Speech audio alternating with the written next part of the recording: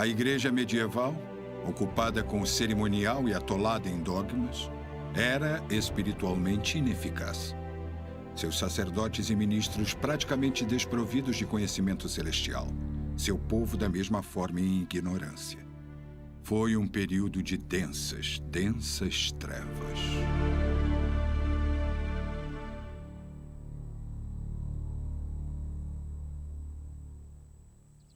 Onde não há luz, só pode haver trevas.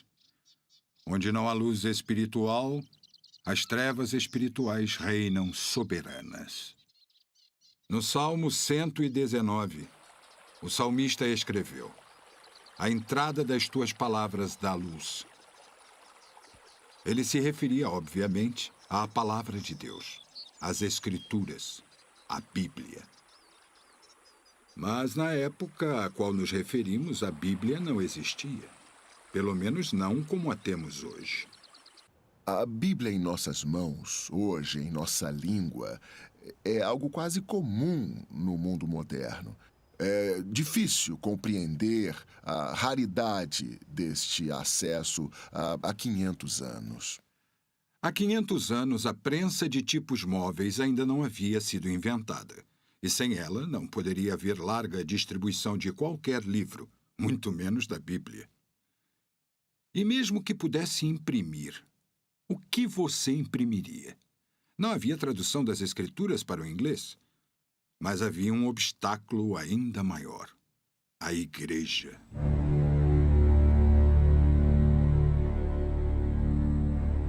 No período medieval, a igreja ditava as regras em todas as áreas da vida. Ela controlava os que comerciavam, o que poderiam comercializar e a que preço. Controlava reis e parlamentos, os soberanos e os súditos e as leis pelas quais todos eram governados. E controlava os meios da graça. Portanto, os indivíduos adoravam somente como a igreja ordenava e criam somente no que a igreja ensinava.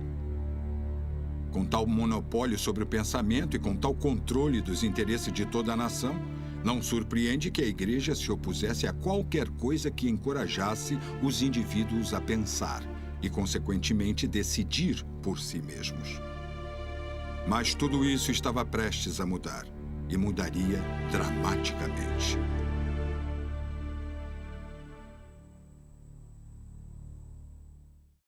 Estava claro que, para que os homens chegassem ao conhecimento da verdade, eles deveriam ter acesso à única grande fonte da verdade, a Bíblia.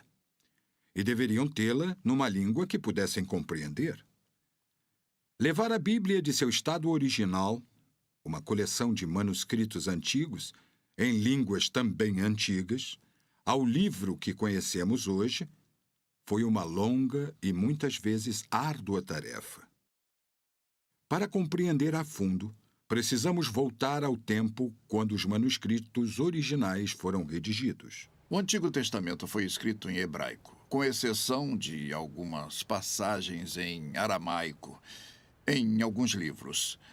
E o cânon do Novo Testamento foi formado pelos judeus há muito tempo, porque eles tinham um local central onde guardavam os manuscritos, os escritos. Eles tinham o tabernáculo. Mais tarde tiveram um templo onde os escritos eram guardados. Nos tempos do Novo Testamento, congregações ou igrejas locais surgiram em cidades e vilarejos por todo o mundo mediterrâneo.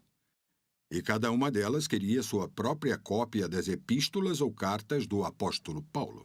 Assim, havia muitas cópias dos vários livros do Novo Testamento. Uma igreja recebia uma cópia de uma das epístolas de Paulo. E eles a liam publicamente para a congregação e pediam a alguém da congregação que fizesse mais uma cópia para que eles pudessem guardá-la e enviá-la para a próxima igreja. Talvez Jerusalém ou talvez Antioquia ou outra igreja. Em consequência, com esse método, durante os séculos, houve muitas, centenas de cópias manuscritas do Novo Testamento. Hoje, há mais de 5.300 manuscritos do Novo Testamento. Entretanto, o crescimento do Império Romano trouxe consigo a popularidade de sua língua, o latim, e o declínio ao que chamamos hoje de Novo Testamento grego. Com o tempo, esse grego falado comumente não era mais falado. E depois disso, em todo o mundo, o latim tornou-se a língua comum. Por isso, quando Jerome foi comissionado pela Igreja no final do século V para traduzir a Bíblia para o latim, chamava-se Vulgata, porque o latim era a língua vulgar ou comum daquele tempo. Mas assim como o grego havia sido substituído pelo latim como língua do dia a dia, quando o Império Romano entrou em declínio, sua língua, o latim, decaiu em popularidade conforme outras línguas emergiam. E assim, na Idade Média, os únicos que podiam ler a Vulgata Latina eram os eruditos eclesiásticos. O homem comum não conseguia mais ler a Bíblia. Portanto, primeiro o latim, depois o desenvolvimento de outras línguas mais localizadas substituíram o idioma original da Bíblia, que se perdeu ou foi quase esquecido na Europa. Foi assim até 1096 e a primeira das Cruzadas.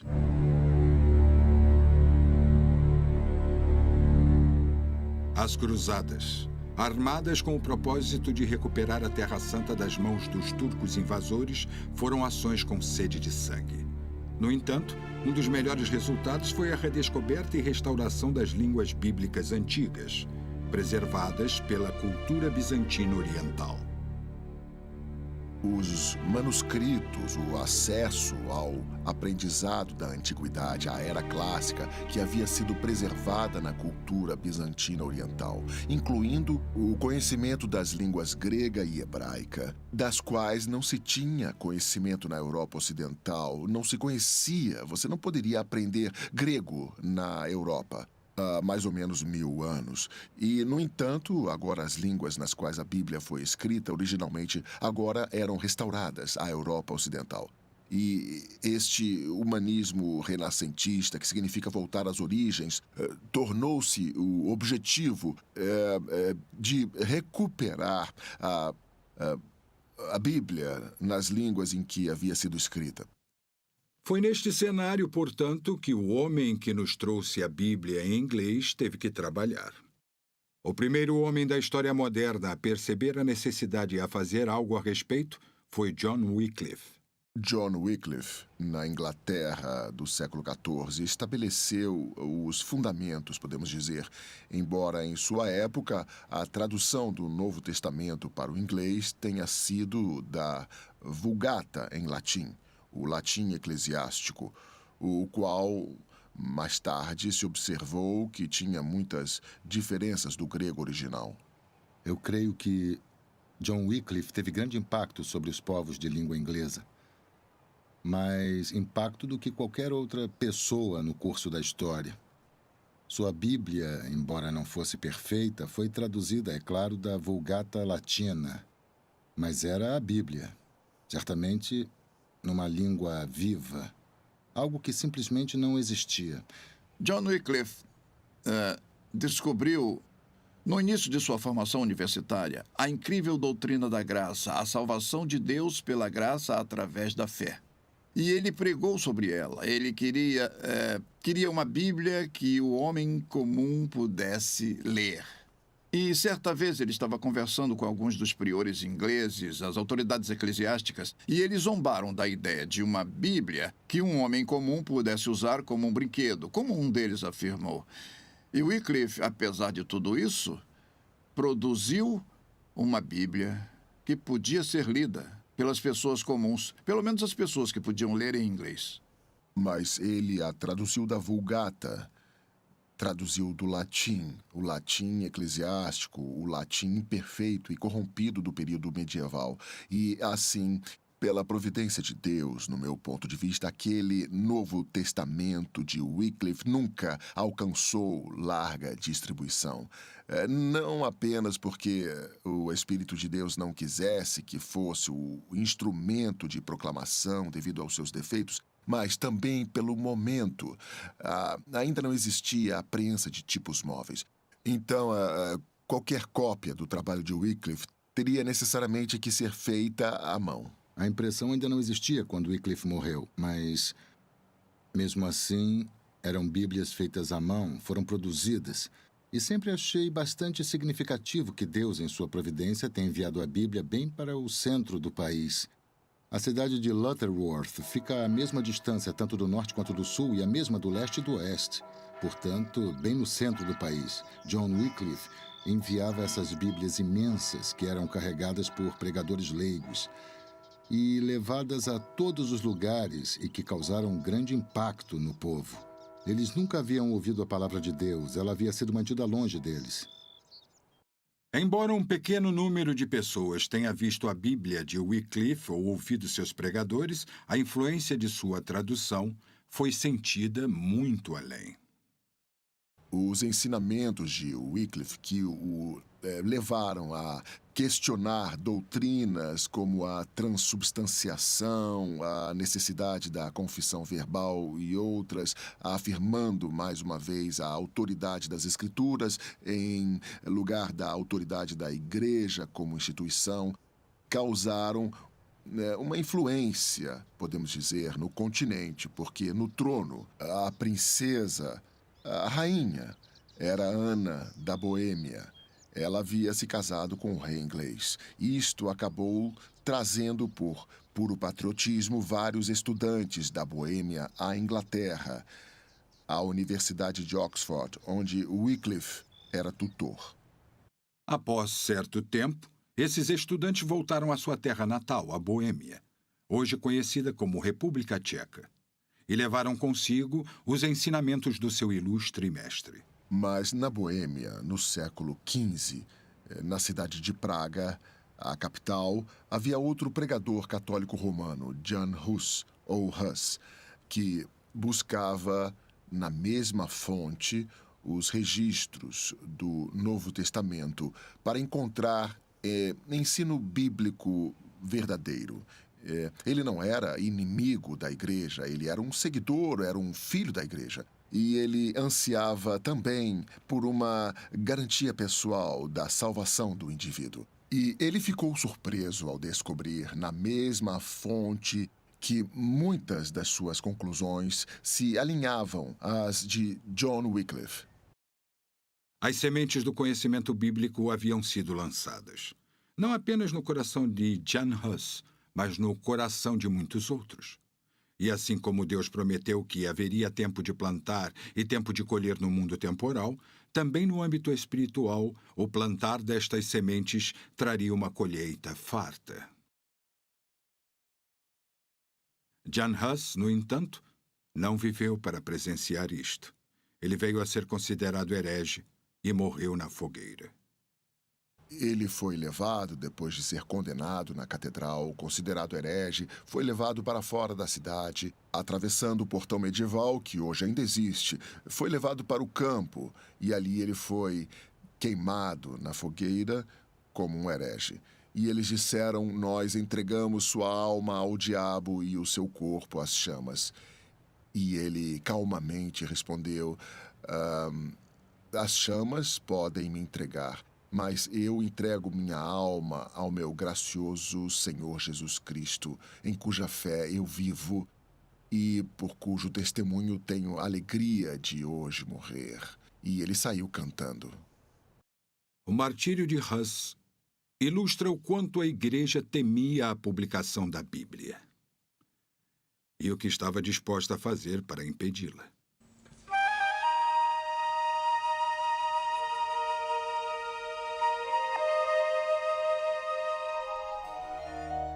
De volta à Inglaterra, John Wycliffe sofreu um intenso ataque por causa da sua fé. Ele perdeu seu posto na Universidade de Oxford e foi transferido, na realidade relegado, a Lutterworth, bem no coração da Inglaterra, mas bem distante dos centros de poder e influência. Como sabem, Wycliffe tinha muitos inimigos e, quando ele ficou enfermo, eles ficaram felizes porque pensaram que ele estava morrendo. E quando se reuniram à sua volta para se alegrar porque seu fim havia chegado, ele disse, eu não vou morrer, mas vou viver para proclamar o maravilhoso amor de Deus. E é claro que ele se recuperou. Em Lutterworth, Wycliffe continuou fielmente a proclamar a verdade de Cristo. e a sustentar seus pregadores leigos. Grandes multidões vinham ouvi-lo e sua influência estava difundida. Hoje ainda, quando visitamos a igreja de Wycliffe, encontramos aqueles que se referem a ele com afeto. Bem, Wycliffe morreu de derrame 2 anos depois da publicação de sua Bíblia. E mais tarde ele foi condenado como herege, e seus seguidores foram perseguidos, e sua Bíblia foi condenada e ninguém a publicava. Seu nome era considerado herege. E no Concílio de Constança, em 1415, a Igreja decretou oficialmente que Wycliffe era um herege. Seus livros eram hereges e deveriam ser queimados, e seus ossos deveriam ser desenterrados e queimados, e suas cinzas jogadas no rio.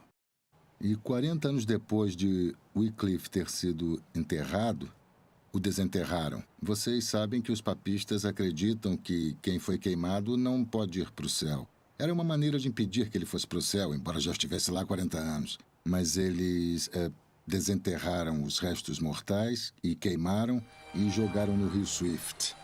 E se pensarmos neste rio, é um rio importante. Ele corre para o rio Avon, que corre para o Severn, que corre para o canal de Bristol, que deságua no Mar Celta e que chega ao Oceano Atlântico. E isso tem sido usado com frequência como uma parábola para explicar como foi o trabalho de Wycliffe. Algo que começou pequeno, mas alcançou esferas maiores e maiores e maiores até atingir todo o mundo. Em meados do século XV, o mundo literário foi transformado pela invenção da prensa de tipos móveis.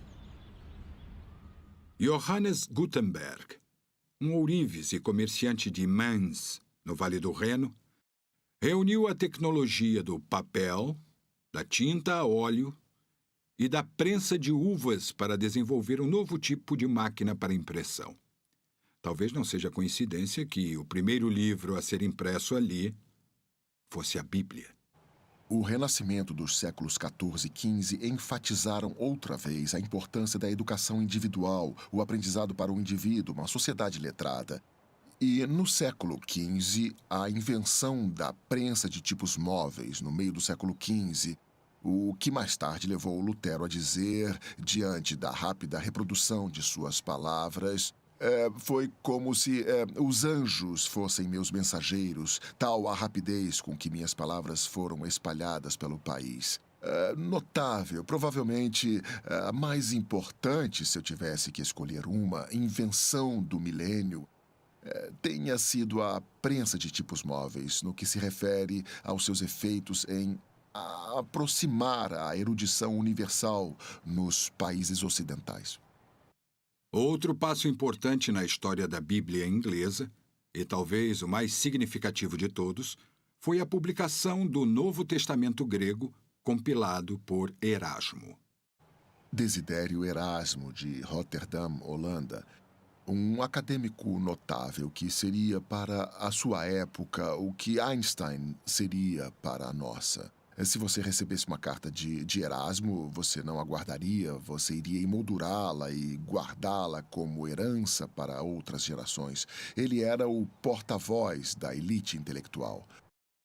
Não há dúvida de que Erasmo foi um verdadeiro gigante intelectual, muito acima de qualquer outro de sua geração, e com uma reputação de excelência acadêmica. Pela providência de Deus, ele foi usado para trazer mais luz a mais pessoas do que qualquer outro homem até agora. Como muitos outros acadêmicos do seu tempo, Erasmo acreditava que a igreja precisava de urgente reforma. Ao invés de ser amiga do povo, ela havia se tornado uma inimiga, uma instituição mais preocupada com sua própria riqueza e prestígio. Erasmo expressava dúvidas sobre algumas das doutrinas e práticas da igreja. E escreveu: qual é o sentido de ser aspergido por fora com água benta se você está imundo por dentro? Apesar de suas reservas, Erasmo não nutria simpatia pela reforma, nem tinha amizade com qualquer um dos seus líderes. Embora fosse a favor de que houvesse uma reforma na igreja, ele tinha ideias diferentes de como ela deveria ser conduzida. Erasmo era muito a favor da reforma, a qual se referia como a eliminação da corrupção, da ignorância de pregadores, monges e freiras e da vida imoral de alguns e assim por diante. Mas ele nunca percebeu que a raiz da reforma era a regeneração. Ele queria melhorar e purificar. Mas isto é uma demão de tinta numa casa tomada por cupins. A aparência fica melhor, mas os fundamentos continuam deficientes.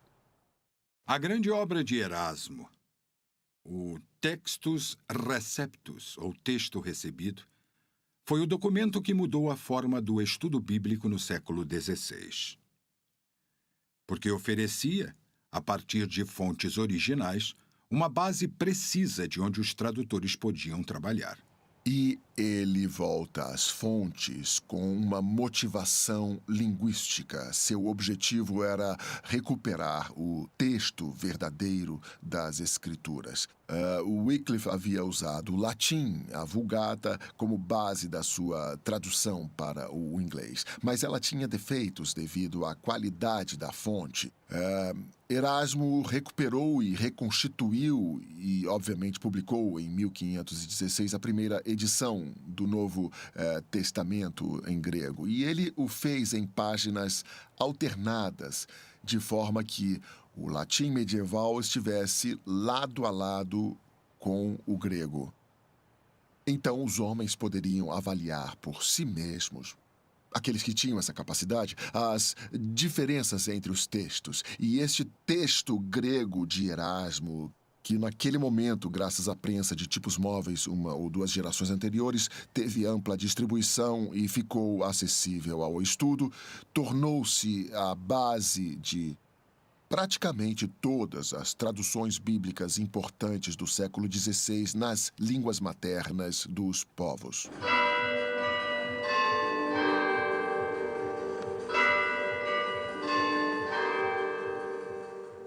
Foi esse trabalho magistral de Erasmo que trouxe o conhecimento das Escrituras, primeiramente aos acadêmicos e, em seguida, a todas as outras pessoas. E o objetivo de alcançar todas as pessoas parecia ser o fator predominante em sua mente. No prefácio do seu Novo Testamento em grego, Erasmo escreveu: que essas palavras sejam traduzidas em todas as outras línguas. Que o agricultor veja as lições das Escrituras em seu arado e o tapeceiro murmure trechos das Escrituras ao som de seu tear. O Novo Testamento grego de Erasmo alcançou circulação imediata e ampla. Acadêmicos e alunos das melhores universidades da Inglaterra, Oxford e Cambridge, a receberam com entusiasmo. Em sua leitura, séculos de mito e superstição foram dispersos como o orvalho da manhã.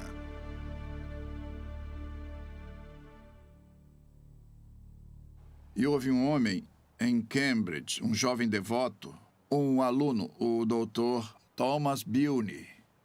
É bom que se diga que a aparência do Novo Testamento grego e o entusiasmo com que foi aceito e estudado por vários homens como Bilney, Fritz e Tyndale marca de fato o início da reforma na Inglaterra. Na realidade, Merle Dubinet, em seu livro História da Reforma na Inglaterra, sugere que a reforma começou com a chegada do Novo Testamento em grego e começou de forma independente da reforma no continente, o que é um pensamento interessante.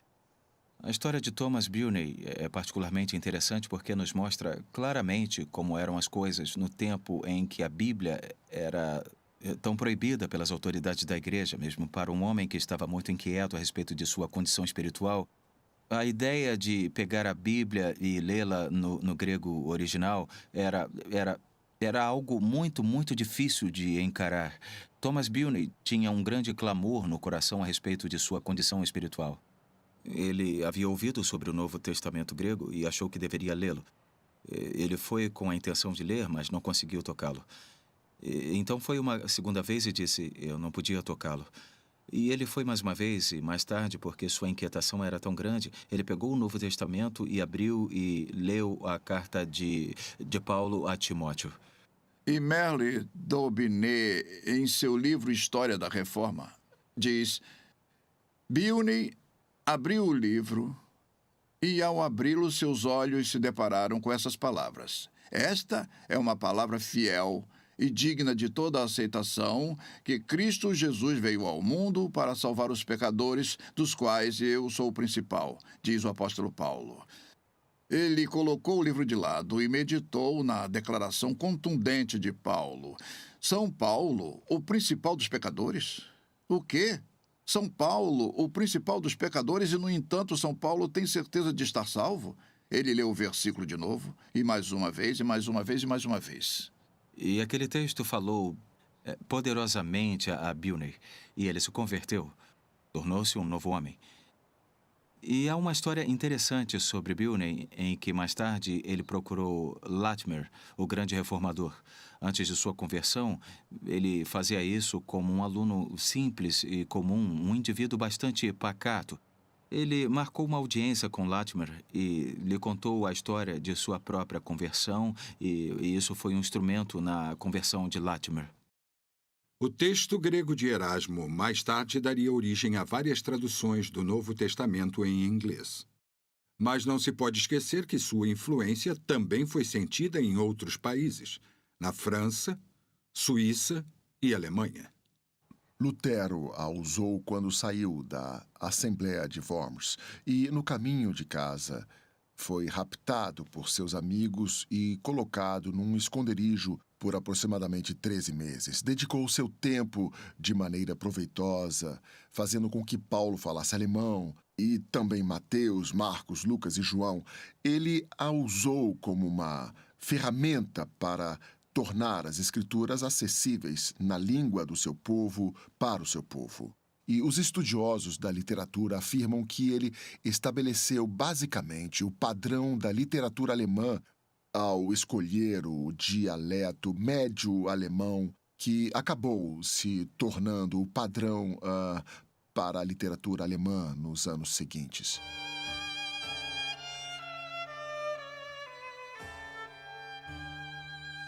A chegada da Bíblia em inglês era agora apenas uma questão de tempo. No final, muitos homens estiveram envolvidos em sua produção, mas um homem especial teve a visão, a capacidade e a determinação de completá-la. Seu nome? William Tyndale. No início do século XVI, William Tyndale tornou-se praticamente o pai da reforma inglesa. Como Wycliffe havia sido a estrela da manhã, agora Tyndale viria a ser o verdadeiro pai da reforma inglesa. E Tyndale teve um forte chamado do Senhor para traduzir a Bíblia para o inglês. A tradução da Bíblia feita por Tyndale, embora segundo ele mesmo não fosse perfeita, nenhuma tradução jamais será, é uma obra de arte de precisão acadêmica e beleza linguística. Seu fraseado e sua cadência, simples e pungente, se entrelaçaram com nossa linguagem do dia a dia e fluem da língua como poesia. Todos admiram a genialidade de Shakespeare, sua sagacidade e habilidade para se expressar, mas Tyndale foi o primeiro. Diferente de Shakespeare, Tyndale foi compelido pelos escritos de um texto santo, que precisava ser apresentado de maneira honesta, e mesmo assim ele foi capaz de nos oferecer algumas das passagens mais bonitas e memoráveis da língua inglesa. Haja luz. As potestades que há, o sal da terra, lutar o bom combate, um estrangeiro em terra estranha. O espírito está pronto, mas a carne é fraca. Todas essas frases muito conhecidas, que fazem parte de nossa linguagem do dia a dia, vieram da pena de William Tyndale. Ele deu ao jovem, no arado, como certa vez afirmou, a Bíblia numa língua que ele pudesse entender. Ele acertou no texto, acertou na poesia, e o grande valor de Tyndale e da versão King James é que, na sua poesia, é memorável. É uma linguagem que se fixa nas nossas mentes e pode ser lembrada. Quando Deus decidiu libertar seu povo da escravidão no Egito, ele escolheu Moisés, um fugitivo, que vivia no deserto cuidando de ovelhas, para liderar esta libertação. Mas ele já havia preparado Moisés através de sua infância na casa de Faraó. E lhe havia ensinado paciência no período que passou no deserto. Quando Deus decidiu dar ao povo da Inglaterra as escrituras em sua própria língua, ele também escolheu um homem igualmente bem preparado para realizar a tarefa.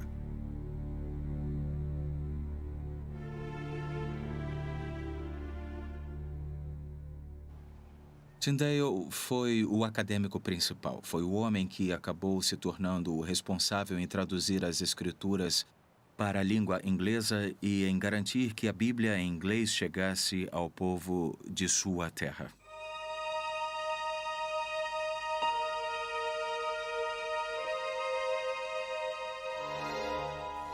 William Tyndale cresceu em Gloucestershire, filho de uma família de mercadores, provavelmente do comércio de madeira. Seus estudos o levaram primeiro a Oxford, depois a Cambridge, onde, assim como muitos outros, ele veio a conhecer o Novo Testamento grego de Erasmo. O livro transformou a sua vida, a tal ponto que, quando retornou a Gloucestershire e a posto de tutor dos filhos de Sir John Walsh em Sudbury Hall, Tyndale sentia a necessidade de compartilhar tudo o que havia aprendido a todos que o ouvissem. A família Walsh era muito hospitaleira. Também eram hospitaleiros com o clero local. Então, periodicamente, eles recebiam os sacerdotes, lhes serviam uma boa refeição e sentavam ao redor da mesa para desfrutar da companhia deles. E quando essas refeições eram servidas e os sacerdotes estavam ali à mesa, ele também era convidado a sentar-se à mesa, pois era o tutor oficial da família. Eles tinham discussões, tinham debates, e ele sempre conseguia refutar todas as ideias que os sacerdotes apresentavam. E um dos autores da biografia de William Tyndale afirma que os sacerdotes guardavam um rancor secreto contra o mestre Tyndale. Não gostavam dele. Foram confrontos assim que convenceram Tyndale da necessidade de uma Bíblia em inglês. Ele acreditava com convicção cada vez maior que isso era realmente necessário. Ele conversou com alguns membros do clero local e um deles, provavelmente aquele que lhe causava maior preocupação e que talvez o tenha encorajado em direção ao sonho, em discutirem sobre a Bíblia e sobre a igreja, este sacerdote em especial disse: seria melhor ficar sem as leis de Cristo do que ficar sem as leis da igreja. Estas palavras certamente alarmaram Tyndale. Daquele momento em diante, o desejo por uma Bíblia em inglês e o sonho de realizá-la se intensificaram. Tyndale argumentava que se os profetas do Antigo Testamento falavam na língua do povo, se as canções no templo eram cantadas no idioma da nação, e se as epístolas de Paulo haviam sido escritas na língua dos primeiros santos, por que o povo da Inglaterra não poderia ter as palavras de Deus em sua língua materna? Se Deus poupar minha vida, ele declarou, antes que se passem muitos anos, farei com que o jovem que conduz o arado saiba mais sobre a palavra de Deus do que os sacerdotes. Ele era extremamente capacitado para isso, tinha uma fantástica habilidade linguística. Conta-se que no final da sua vida, ele era capaz de traduzir fluentemente em 7 línguas além do inglês. E naquela época, o hebraico ainda não era ensinado no contexto universitário. Ele aprendeu tudo isso sozinho. Era um excelente linguista. Podemos dizer que foi extremamente capacitado, segundo a providência de Deus, para esse grande trabalho da tradução da Bíblia. No entanto, possuir uma Bíblia em inglês ainda era ilegal. Em 1408, o parlamento havia promulgado uma lei proibindo qualquer pessoa de traduzir qualquer trecho da Bíblia para o inglês, sem a permissão das autoridades eclesiásticas. A lei tinha como alvo os pregadores leigos do tempo de Wycliffe, mas ainda estava em vigor e afetava os planos de Tyndale. Havia punições rígidas para os que a violassem. Alguns homens e mulheres haviam sido queimados por terem ensinado seus filhos o credo apostólico ou a oração do Pai Nosso ou os 10 mandamentos em inglês. Portanto, a única forma oficial de Tyndale prosseguir com seu plano era através da aprovação de um bispo. Ele decidiu que pediria a aprovação ao bispo Cuthbert Tunstall, o bispo de Londres. Havia um bom motivo para procurar Tunstall. Tunstall era um acadêmico, era um homem de modos gentis e também havia contribuído com Erasmo na produção de seu texto. Portanto, havia grandes possibilidades com o bispo Tunstall. Ele seria o mais indicado. Tyndale foi com esperança de que Tunstall concordaria em apoiá-lo na tradução do Novo Testamento grego para a língua inglesa. Ele ficou muito desapontado. Cuthbert Tunstall, o bispo de Londres, não era o homem que Tyndale imaginava. Para começar, ele era amigo próximo de Sir Thomas More e, por sua vez, era amigo do cardeal Wolsey. Os três, Wolsey, More e Tunstall, se opunham veementemente ao que chamavam de a nova religião de Lutero. Eles perseguiam e puniam todos os que fossem encontrados de posse de livros luteranos, e as punições eram sempre severas. Mas Tyndale havia recebido uma carta de apresentação ao bispo, e de boa fé ele o procurou. A princípio, Tunstall não encorajou Tyndale. Em seguida, tentou fazer com que mudasse de ideia, e depois, no final, tornou-se claramente hostil. Ele disse: não há lugar em minha casa para esse trabalho. Tyndale não teve outra saída além de aceitar com o coração entristecido o conselho de seus amigos e preparou-se para deixar Londres. Compreendi finalmente, ele disse. Não apenas que não há lugar no palácio do bispo para traduzir o Novo Testamento, mas também que não há lugar em toda a Inglaterra para realizar este trabalho.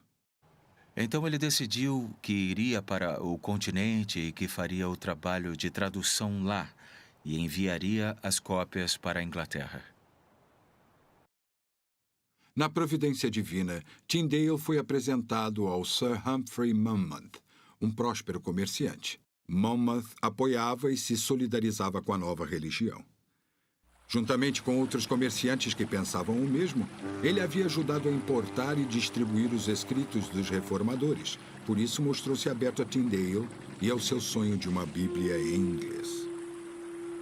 Ele recebeu Tyndale em sua casa, lhe deu abrigo por 1 ano, e quando ficou claro que Tyndale teria que se mudar para o continente, Monmouth financiou a viagem. Isso permitiu que ele se preparasse para a viagem. Ele foi para lá para dar início ao trabalho de tradução e começou a trabalhar em Cologne.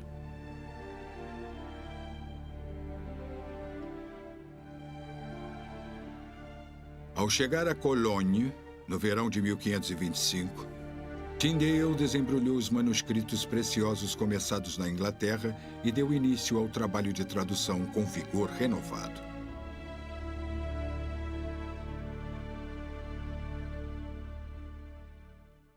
A ele associou-se William Roy, um ex-frade franciscano, e rapidamente eles fizeram um bom progresso nos evangelhos de Mateus e Marcos. Mas então enfrentaram o primeiro revés. Os impressores em Cologne, os trabalhadores das prensas, ao saírem certa noite para beber, eles começaram a falar mais do que deveriam. Falavam de coisas sobre as quais eles não deveriam falar e começaram a contar o que acontecia na prensa. O impressor de Tyndale, Peter Quentel, estava produzindo um livro para outro inglês.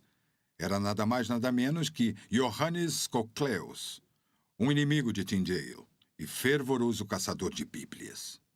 Cocleus passava tanto tempo na casa de impressão e passou a conhecer tão bem alguns dos impressores que após o trabalho costumavam ir juntos à taverna. Numa dessas noites, com a língua solta graças à bebida, Um ou dois dos impressores foram um pouco indiscretos a respeito do livro que estavam imprimindo para Tyndale. E disseram algo como: em pouco tempo, graças ao nosso trabalho, toda a Inglaterra será luterana. Esta notícia, obviamente, chegou às autoridades e, consequentemente, Tyndale teve que deixar Cologne. Reuniu todos os seus manuscritos e fugiu.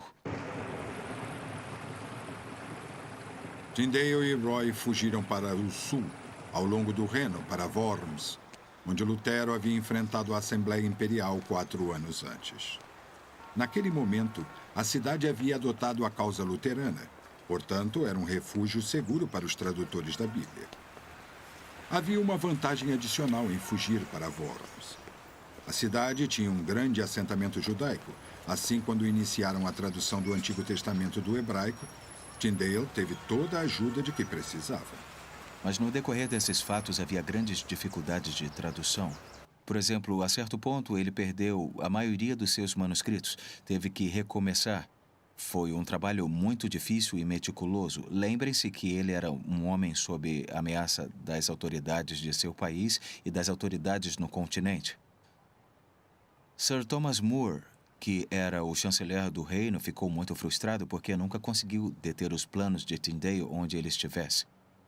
Ele se referia a Tyndale como o herege da Inglaterra, que não está em nenhum lugar e está em todos os lugares. Apesar das palavras descuidadas de seus amigos e da enérgica perseguição de seus inimigos, Tyndale conseguiu concluir a sua tradução do Novo Testamento e ter cópias prontas e impressas apenas 6 meses após sua chegada a Worms. Em fevereiro de 1526, elas foram carregadas em barcaças no Reno e iniciaram viagem a caminho da Inglaterra. Graças ao contato com Sir Humphrey Monmouth, um mercador de lãs, e ao fato do próprio Tyndale estar associado ao mercado de lã, na importação e exportação, ele tinha contatos ali e conseguiu enviar a obra completa do Novo Testamento de volta para a Inglaterra, escondida em fardos de lã. E ele contrabandeava as pequenas cópias da Bíblia em contêineres de mercadorias, em barris de trigo, e as levava de volta para a Inglaterra. As autoridades anglicanas ficavam sabendo que as Bíblias eram contrabandeadas e, quando descobriam, eles compravam todas as que encontravam e queimavam. Mesmo assim, eles compravam e Tyndale usava o dinheiro para imprimir Bíblias ainda melhores e contrabandeá-las de volta para a Inglaterra. E Deus tinha sua reforma a caminho e o diabo não conseguiria impedi-la. As novas Bíblias que chegavam à Inglaterra eram procuradas pelas pessoas comuns com entusiasmo, mas eram procuradas pelas autoridades também. Um dos principais oponentes ao novo livro era o bispo de Londres, Cuthbert Tunstall. Os escritos de Lutero, contrabandeados para a Inglaterra em grande quantidade, já causavam inquietação. Mas agora as escrituras sagradas também? Quais seriam as consequências? Tunstall sofria grande pressão do cardeal Wolsey e do rei Henrique VIII para impedir a Bíblia de Tyndale. E se dedicou a isto com zelo e astúcia. Ele tentou fazê-lo de duas maneiras. Primeiro, ele tentou demonstrar que a tradução de Tyndale era muito inadequada. E ele ressaltou pontos em que dizia que a tradução não estava correta ou então que a tradução era falsa, mas o que realmente estava fazendo era ressaltar pontos em que a tradução não o agradava. Por exemplo, Tyndale usava a palavra congregação ao invés de igreja. E Tunstall achava que, de alguma forma, isto denegria a autoridade da igreja. Tyndale usava a palavra arrependimento em vez de penitência, e isto também atacava uma das falsas doutrinas que havia se tornado predominante na igreja. Os esforços de Tunstall para desacreditar a competência de Tyndale foram insípidos e infrutíferos. Assim, ele tentou uma abordagem mais radical. Ele começou a reunir todas as cópias de Bíblia que encontrasse e as queimava. quando essas notícias chegaram a Tyndale, ele ficou absolutamente chocado e simplesmente não conseguia acreditar. Tyndale podia entender que um homem discordasse de sua tradução, mas não podia conceber que um homem como Tunstall, que havia colaborado com Erasmo na produção do Novo Testamento grego, queimaria cópias da Bíblia. Ele ficou chocado. O comportamento revoltante de Tunstall produziu efeitos negativos em vários aspectos. Em primeiro lugar, queimar o livro em público e em tal quantidade acabou por divulgá-lo. Mais e mais pessoas queriam uma cópia. Mas Tunstall também tinha que pagar pelas Bíblias que queimava. O dinheiro ia diretamente para Tyndale, que o usava para corrigir e aperfeiçoar sua tradução e imprimir ainda mais cópias. Entretanto, nem o bispo Tunstall, nem o cardeal Wolsey haviam abandonado a luta. Eles não estavam preparados para aceitar a tradução da Bíblia como fato consumado. Ela tinha que ser impedida. Na terça-feira gorda, terça de carnaval de 1526, uma procissão bizarra seguiu pelas ruas de Londres até a Catedral de São Paulo. Várias pessoas suspeitas de contrabandear, possuir ou vender livros e panfletos luteranos haviam sido presas. Agora, montadas em jumentos, voltadas para trás, usando mitras de papel onde páginas dos livros proibidos haviam sido afixadas, foram forçadas a desfilar publicamente em humilhação penitencial. No interior da igreja, foram forçadas a se ajoelhar diante de sua eminência, o cardeal Wolsey. Em suas costas havia sido amarrados fardos de gravetos simbolizando a fogueira. Um grande cadafalso fora construído, outro símbolo terrível. Um aviso a todos de qual poderia ser o fim dos hereges. Wolsey conduziu a missa e o bispo Fisher de Rochester fez um discurso contra Lutero. Durante toda a cerimônia, os penitentes deviam ficar ajoelhados e, ao final dela, implorar por perdão. Cestos cheios de livros hereges foram levados para fora para serem queimados. E conforme as chamas se erguiam para o céu, os penitentes com seus fardos de gravetos atravessavam o fogo 3 vezes e depois os atiravam às labaredas. Um lembrete do que poderia acontecer aos seus próprios corpos se persistissem na heresia. Mas nada poderia impedir o andamento da marcha da verdade. As pessoas comuns queriam ler a palavra de Deus por si mesmas, e nenhuma penitência ou perseguição os impediria. Tyndale, no entanto, apesar de todo o seu esforço e sacrifício, não viveria para ver a Bíblia ao alcance de todos. Traído por um espião de Tunstall, fingindo ser amigo, ele foi preso, levado para o castelo de Vilvoorde, próximo a Bruxelas, e mais tarde executado. Suas últimas palavras, expressas em forma de oração, ressoam através da história. Quando Eliseu disse, abra os olhos do jovem, no livro de Reis, eu imagino às vezes se Tyndale estaria traduzindo isto, quando foi martirizado, porque a última frase que Tyndale disse, enquanto amarravam o laço em seu pescoço quando iam, de fato, queimá-lo na fogueira, ele gritou, Senhor, abra os olhos do rei da Inglaterra. E esta, para mim, é uma das declarações mais significativas já feitas por qualquer pessoa nos últimos 2000 anos. Abra os olhos do rei da Inglaterra. No espaço de 2 anos, a oração de Tyndale foi atendida, e a Bíblia estava legalmente à disposição em cada igreja paroquial do país. Após isso, foi apenas uma questão de tempo até que todos os homens e mulheres, meninos e meninas, pudessem por si mesmos ler as palavras de Deus em suas próprias